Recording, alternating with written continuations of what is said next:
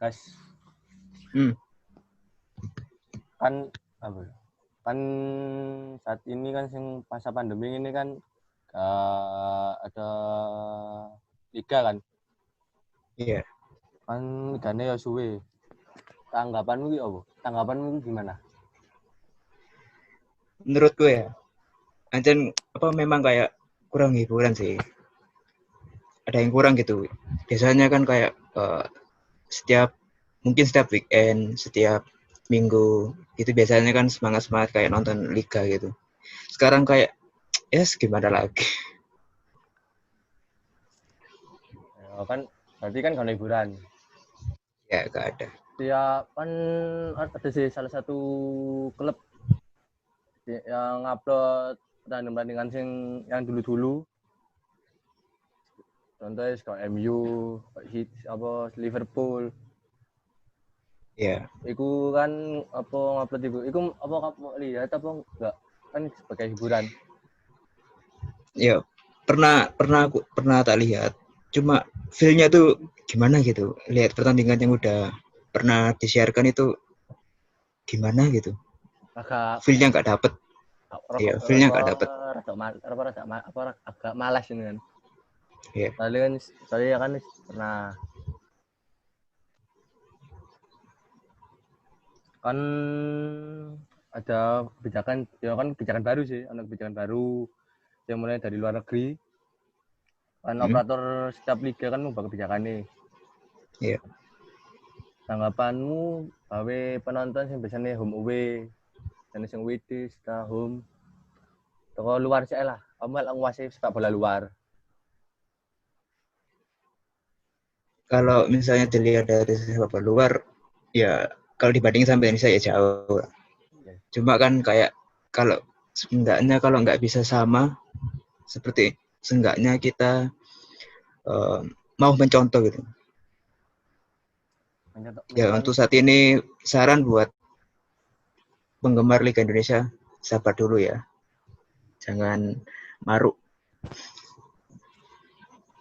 Bukan kan dari pihak operator Liga Indonesia nih mulai ada rencana kan September ada beberapa klub yang menolak karena kan diposisikan di Sleman atau di Pulau Jawa. Tanggapan untuk yang klub-klub dari luar Pulau Jawa.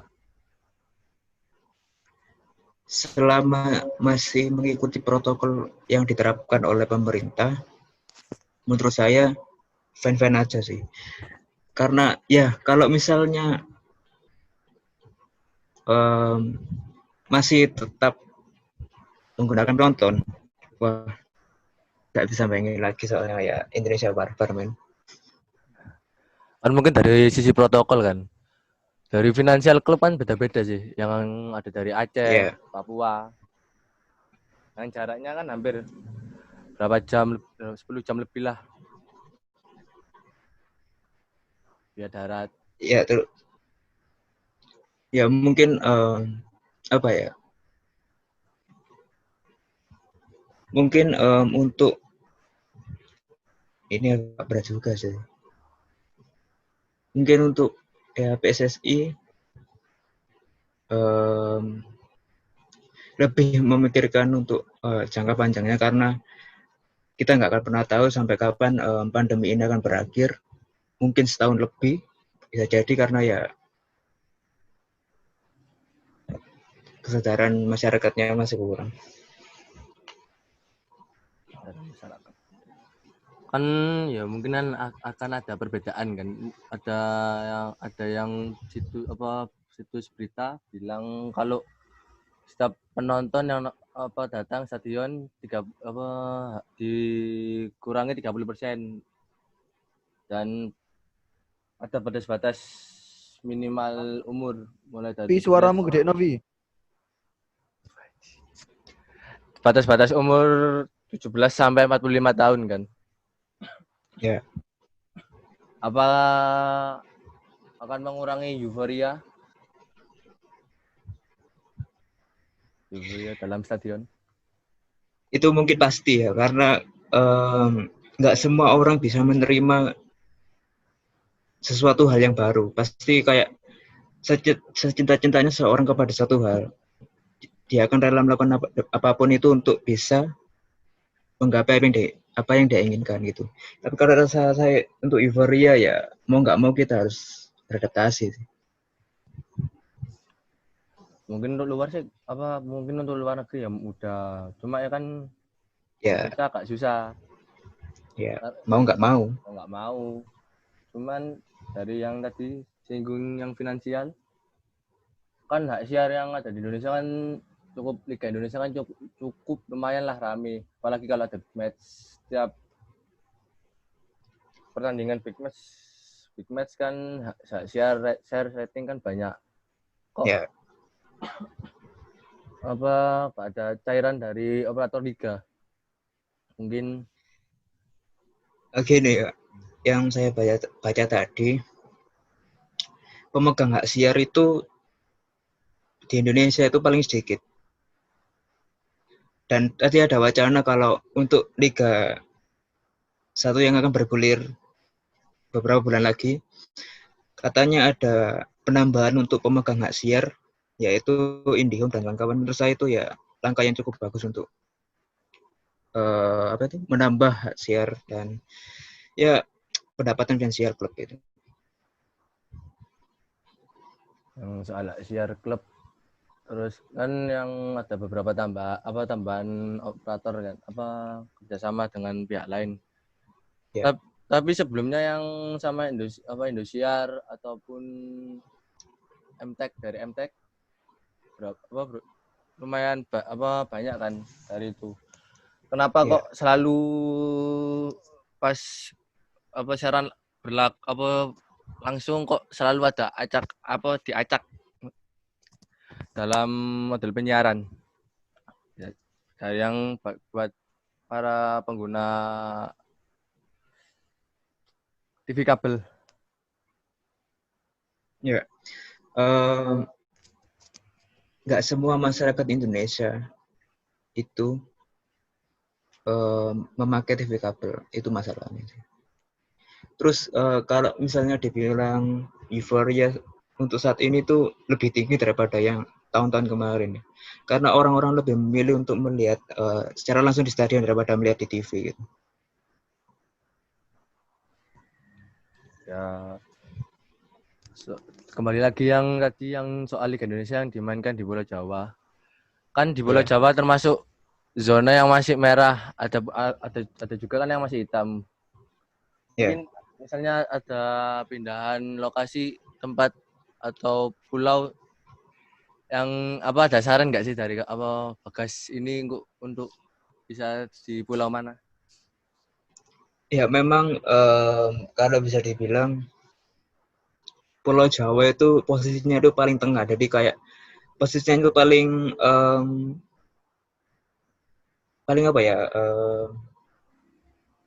apa itu namanya?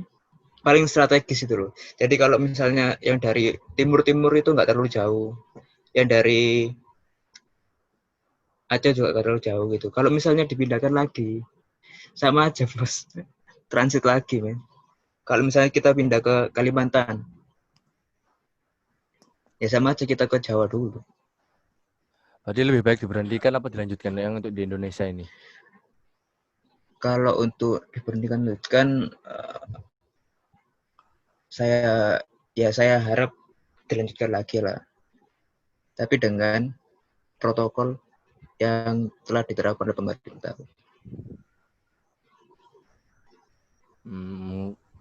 Untuk kan ada beberapa pembangunan stadion kan yang untuk Piala Dunia U20 tahun depan.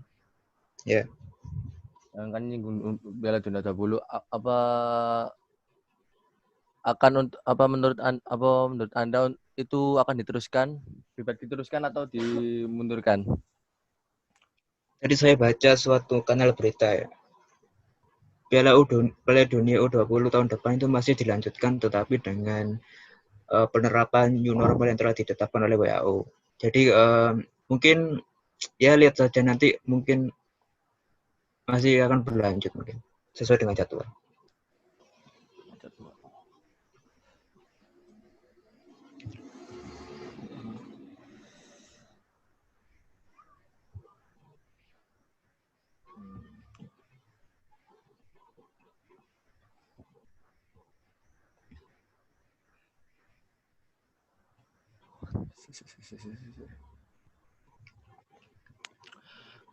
Kan berharapnya kan liga dilanjutkan.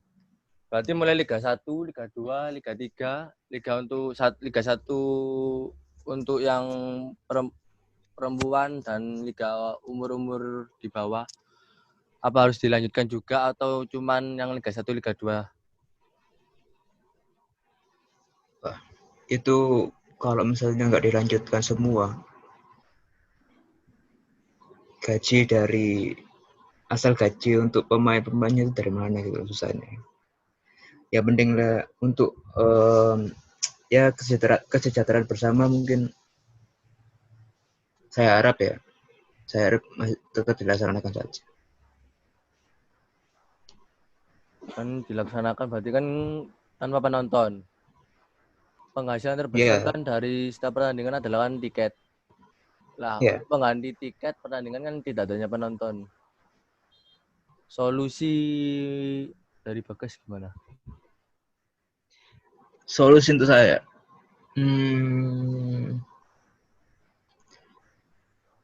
mungkin ya karena kalau misalnya liganya bergulir tanpa penonton, terima tidak terima atau mau nggak mau, pemain harus rela gajinya dipotong separuh. Kan ada beberapa klub yang minta subsidi kan dari Ya, pihak PSSI maupun operator. Nah, subsidi itu kan dibilang kan selalu turun, yang mulai dari 10 miliar, 5 miliar, dan terakhir yang saya baca sudah 0,5 miliar. Apa mencukupi untuk gaji para pemain yang ada di klub Indonesia? Soalnya kan lumayan besar kan setiap gaji pemain. ya itu menurut saya itu sangat kurang ya. Karena apa ya? Terlebih lagi kan di Indonesia kan banyak pemain asingnya. Kalau misalnya biasanya saya kalau kalau nggak salah ya, klub itu lebih memprioritaskan pemain bintangnya kan. Kalau misalnya subsidinya kurang, mungkin ya apa ya, beberapa pemain mungkin akan apa ya, mengalami penunggakan gaji mungkin. Mungkin bisa dibantu dari merchandise klub. Ya, mungkin itu juga bisa. Tapi kalau saya lihat-lihat, ya gimana ya, semua kena sih gara-gara pandemi. Apalagi kan ada salah satu pemain yang gajinya kan di atas 10, yang dimana lebih dari subsidi. Nah itu masalahnya. Apa ya, kalau pemain bola itu kalau gajinya nggak tinggi itu gengsi kayaknya. Itu sih jeleknya pemain bola. Berarti dari pola pikir pemain juga ya harus berubah kan untuk kebijakan yang baru di new normal nanti untuk pertandingan. Ya harus. Ya harus. Karena kalau nggak mau menyesuaikan nanti ya itu gak hanya rugi untuk pemain tapi juga rugi untuk klub. Istilahnya sekarang itu waktunya untuk apa ya, saling mengerti lah. Ataupun yang kena kan bukan Indonesia saja, dunia juga kena. Kan ada beberapa liga Eropa yang udah melakukan pertandingan beberapa minggu yang lalu, seperti Jerman. Ya. Terus Inggris, ada negara Inggris, Itali. Terus ada beberapa negara yang sudah memperbolehkan para supporter untuk menonton. Nah, kenapa kok ada beberapa negara yang sudah, apakah seperti negara Jerman itu kan memberikan kebijakan baru seperti penonton bisa melihat dari live stream dengan membeli tiket harga biasa. apakah bisa berlaku nggak di Indonesia? Ini ya, mungkin ini akan ada hubungannya dengan apa ya, fasilitas yang diberikan oleh masing-masing klub ya. Ya seperti kita ketahui di stadion saja fasilitasnya seperti itu ya. Ya mungkin saja untuk kedepannya Indonesia bisa mencontoh lah liga-liga di luar sana. Meskipun nggak sama persis, nggak hanya mau mencontoh. Mungkin dibenahi dulu dari operator kan. Operator Iya. karena kan yang baru-baru ini kan operator PT Liga kan juga berganti Ke itu apa itu? MNC Group. MNC Group.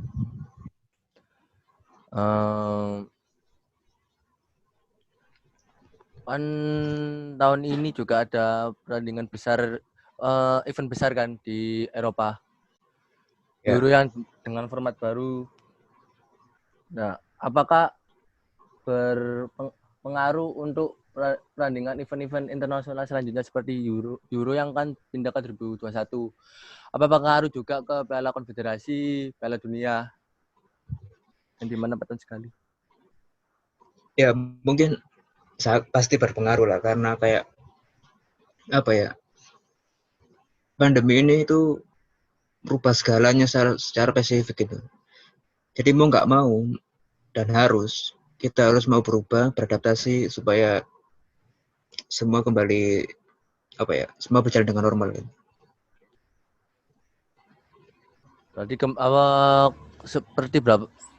Berarti seperti habis Perang Dunia yang kedua kan, yang di pas Piala Dunia diberhentikan berapa tahun dan selanjutnya kan berubah. Ya, bedanya yaitu sekarang kita melawan virus gitu. Kalau dulu kan perang antar negara gitu. Kalau sekarang perang sama virus gitu. Secara nggak langsung ya seperti kalau bisa dibilang perang dunia ketiga.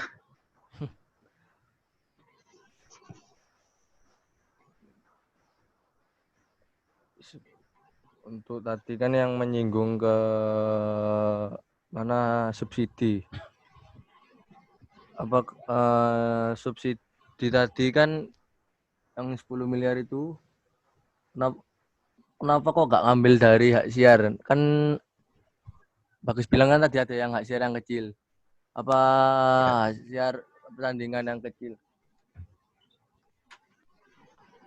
Terus kan ada beberapa big match yang pernah saya baca atau saya lihat hak siar itu melebihi hasil lebih dari subsidi yang dijanjikan oleh PSSI yang dimana itu lebih dari 10 miliar. Apa yang kurang lebih dari 10 miliar. Kenapa kok nggak dijadikan satu dengan subsidi? Kalau misalnya hak siar dijadikan satu dengan subsidi mungkin kurang berfaedah menurut saya karena hak siar itu yang megang bukan PSSI yang pertama. Yang megang hak siar itu adalah yang tadi itu kayak MTEK, MNC. Kalau misalnya disatukan antara subsidi dengan siar mungkin kayak agak rancu gitu. Dan dananya bisa kemana-mana nanti.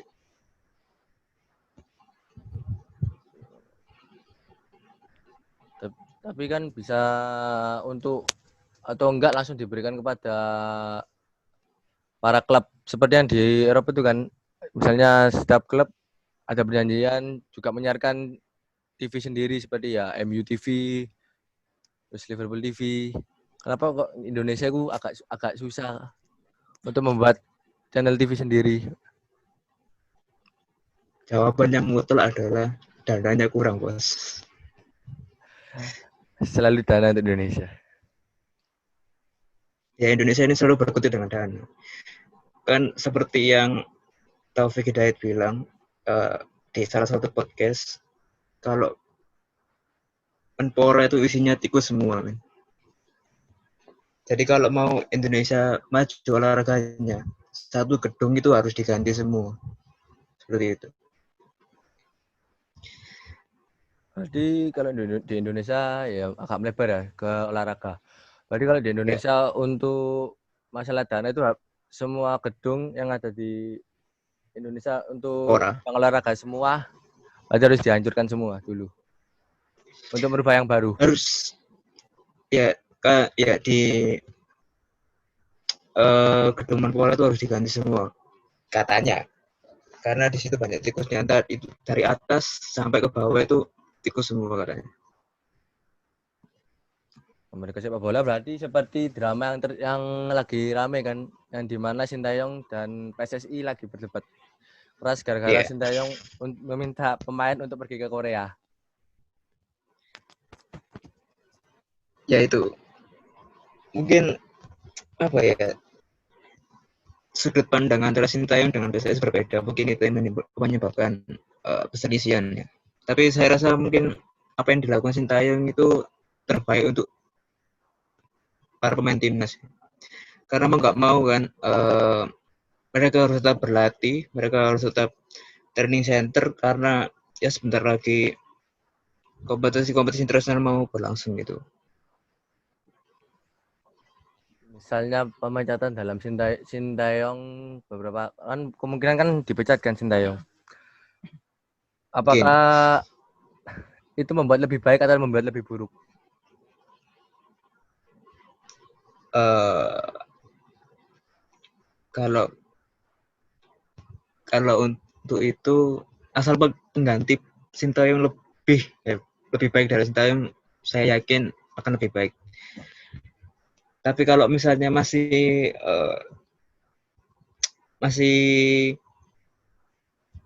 tanya, saya nggak berani bilang bagus gitu. Saya nggak mau berani bilang lebih baik lagi karena masih membingungkan.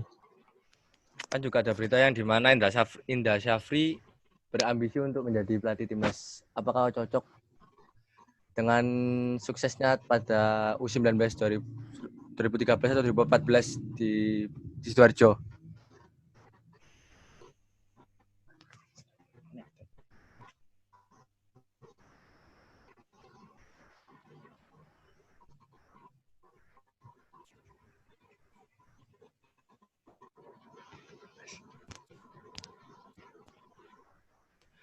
Oke ulang. Kan ada berita yang dimana Indra Syafri yang sangat berambisi untuk melatih timnas senior kan. Ya. Apakah setuju nggak sih dengan prestasi pada 2013 atau 14 19? Kalau untuk prestasi gak usah ditanya lah. Tapi kalau untuk metode pendekatan pelatih pemain, saya sangat setuju dengan Indra Syafri kalau gitu. Karena pendekatan ke pemainnya itu lebih apa ya? Lebih hangat ya. Kalau Sintayong kan mengutamakan kedisiplinan. Kalau Indra Syafri mengutamakan melewat pendekatan ke pemain seperti itu. Atau enggak mengulang pada zaman sebelum Sintayong Simon McManamy yang dimana pemain Indonesia itu berlari hanya 50 sampai 60 menit dengan ketidakdisiplinan. Dimana disiplin Simon McManamy agak kurang. Akan terjadi lagi?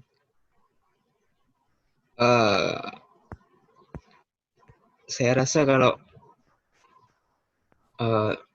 pelatihnya bisa apa ya, membentuk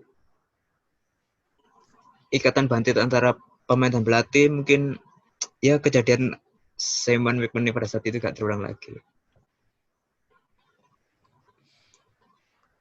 Tapi kalau saya lihat ketika Indonesia dilatih Indra Syafri itu malah apa ya, malah habis-habisan itu lihatnya. Atau kan ada opsi lain kan di salah satu akun Instagram dia Fahri Husaini yang dimana dia juga pendekatan dan disiplin yang sangat kuat. Contoh U16 kemarin yang dimana yang dipegang Fahri Husaini ya zaman Bagas bagus, lumayan bagus kan. Iya. Apakah cocok untuk pemain timnas senior yang ada beberapa pemain kan yang manja, malas? Ya, satu hal yang harus kita tegaskan bahwa kita nggak bisa sama ratakan antara U16, U23 dengan senior itu nggak bisa disamaratakan karena apa ya, dari usianya saja beda dan mungkin secara psikologis juga berbeda gitu. Kita nggak bisa sama ratain antara senior dengan U16 gitu. Berarti dengan cara pendekatan lebih dalam lagi kan untuk timnas senior. Ya, karena pemain sekarang itu kalau kalau dikritik secara pedas itu nggak semakin menonjol, malah semakin meredup. Kalau zaman sekarang ya, beda kalau zaman dulu. Berarti seperti beberapa pemain yang update di story itu kan. Saat ditegur oleh pelatih. Ya. Ya, gue sebut aja siapa, sudah tahu. Kembali untuk yang ke timnas tadi kan. Ya. Kan setiap penanjakan mulai U16, U19, U23 ke senior, selalu pemain itu tidak menanjak, selalu menurun. Faktor yang selalu membuat pemain menurun pada timnas Indonesia itu seperti apa? Contohnya apa sih? Kayak gimana kok selalu menurun?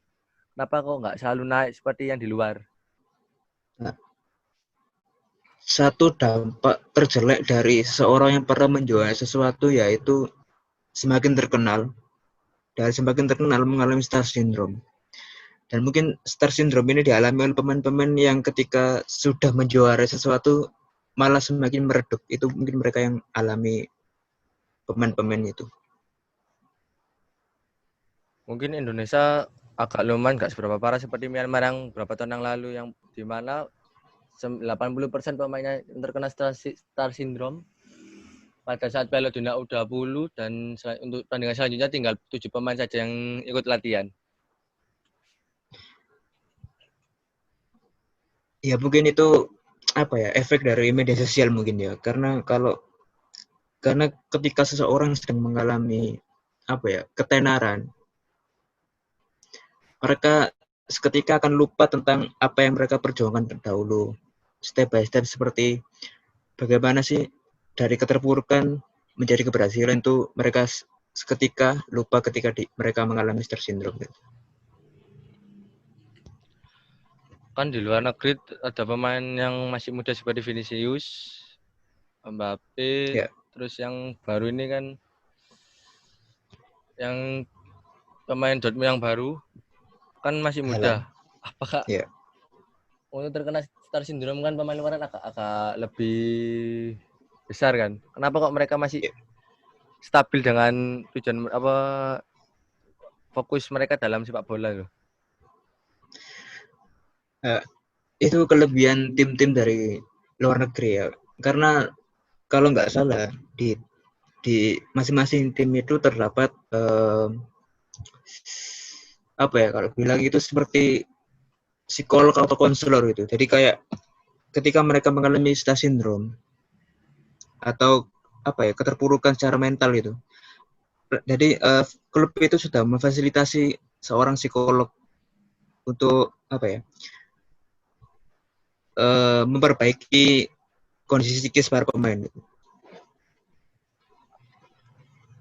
Apa setiap klub Indonesia mulai awal dari dini dulu ya, mulai dari akademi yang ada di Indonesia atau SSB harus ada 1 atau 2 psikolog untuk klub?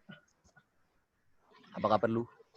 Saya rasa untuk saat ini lebih ditekankan untuk ke timnas dulu menurut saya, karena pemain timnas itu rawan sekali untuk mengalami star syndrome.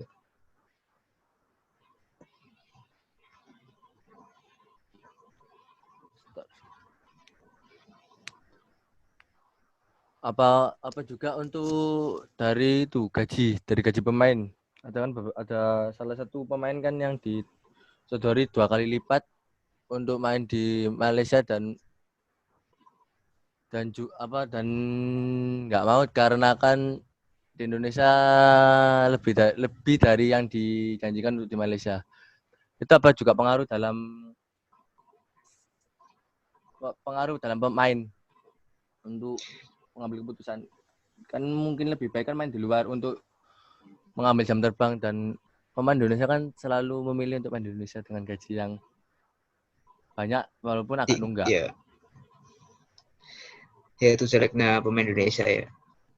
Kalau saya sorry to say ya, pemain Indonesia sekarang itu kalau saya lihat itu mata duitan semua. Mungkin apa ya? Karena ya namanya manusia mungkin pengen sesuatu yang lebih. Mungkin itu penyebabnya karena kebanyakan dari pemain Indonesia itu tidak main dengan hati sih, main karena duit. Ya karena yang bermain dengan hati kan supporter saja. Ya benar sekali. Misalkan sepak bola ini kan bergulir, liga semakin ya institusi Indonesia lah, semakin rancau jadwalnya nggak teratur. Apakah para penikmat ini membuat liga tandingan seperti yang ada di luar negeri, seperti di Inggris? Banyak kan klub-klub dari supporter dari klub-klub luar membuat liga tandingan sendiri untuk menyaingi liga primer. Mungkin ya bisa saja ya, karena sampai kapan sih batas sabarnya penikmat sepak bola dengan kemuakan terhadap PSSI mungkin akan habis ke depannya ya. Mungkin mereka akan membuat liga tandingan seperti yang liga-liga di luar Mungkin bisa, tapi dengan ancaman yang sangat banyak. Ya contoh aja seperti beberapa klub yang dulu dimatikan dan diperjuangkan kembali. Ada beberapa supporter atau penikmat yang melakukan pemberontakan untuk PSSI. Ada yang hilang, ada yang dibawa mobil Avanza. Apakah ya. itu? Itulah Indonesia, men. Apakah itu juga mengaruh dalam ya sangat pertandingan? Secara nggak langsung Indonesia itu negara yang tidak boleh berpendapat beda gitu. Pendapatnya harus satu gitu. Mau nggak mau Indonesia seperti itu sekarang. Lucu gitu. Mungkin tadi pertanyaan terakhir. Ya.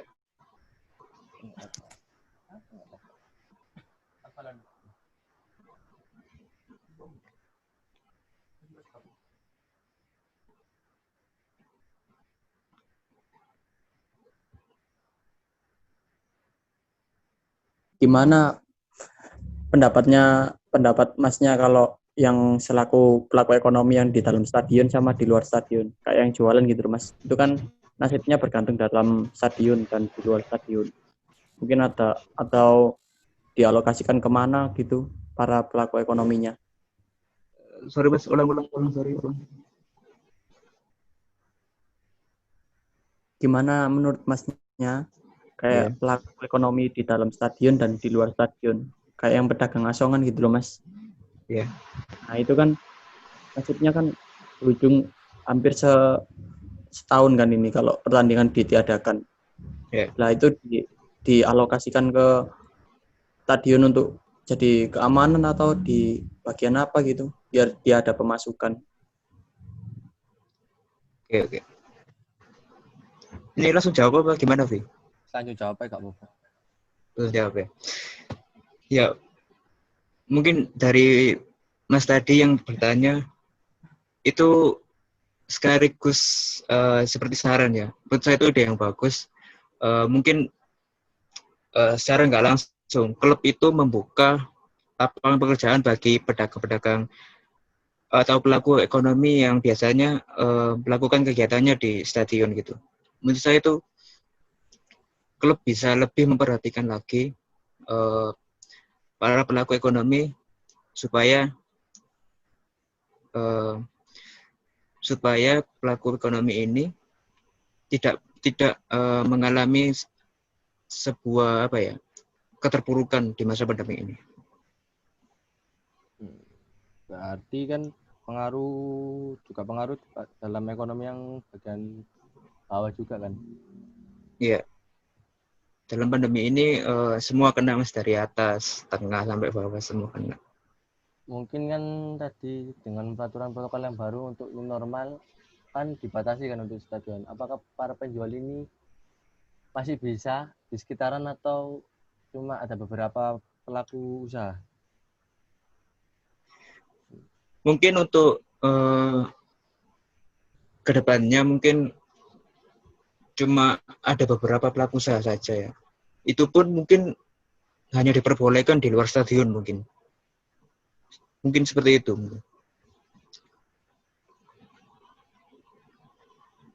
Jadi kesimpulannya untuk sepak bola untuk new normal semua pelaku usaha dari yang seperti di luar kan bar, pub, atau kafe untuk mengumpul di stadion kan juga ngaruh. Indonesia juga ngaruh. Berarti untuk Indonesia sepak bola harapan untuk terakhir harapan untuk sepak bola di new normal. Harapan terakhir untuk sepak bola di new normal kedepannya yaitu semoga